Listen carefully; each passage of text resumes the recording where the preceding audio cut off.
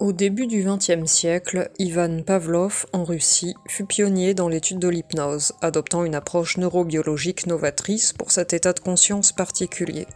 Cependant, les outils limités de l'époque ne lui permettent pas d'observer l'activité cérébrale pendant l'hypnose.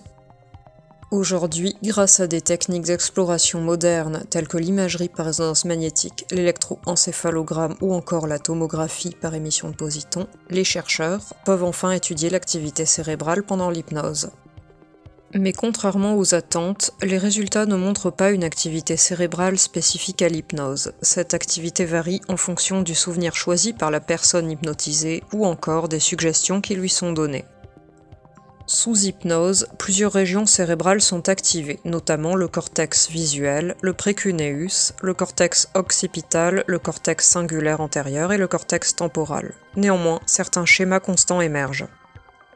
Plus précisément, plusieurs régions cérébrales semblent systématiquement actives en état d'hypnose. Le cortex temporal, les aires extrastriées du cortex visuel, le précuneus, le cortex cingulaire antérieur et le cortex occipital. Ces régions sont impliquées dans la création d'images mentales ainsi que dans le contrôle de l'attention et des fonctions cognitives.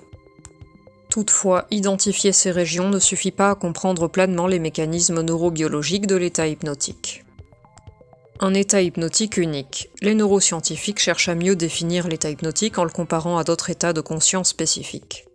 Leurs études révèlent que l'activité cérébrale en état d'hypnose diffère considérablement de celle observée lors du sommeil, de la méditation ou de la rêverie, également appelé vagabondage de l'esprit ou réseau par défaut. L'hypnose se révèle donc comme un état de conscience véritablement distinct. En somme, bien que l'hypnose ait fait l'objet de nombreuses études scientifiques, les mécanismes neurobiologiques sous-jacents demeurent en grande partie énigmatiques. Malgré ce mystère, l'hypnose trouve de plus en plus d'applications dans le domaine médical, notamment pour la gestion de la douleur, le traitement de troubles psychiques, la réduction du stress, ainsi que pour des affections neurobiologiques. Bonne journée et à bientôt pour de nouveaux contenus.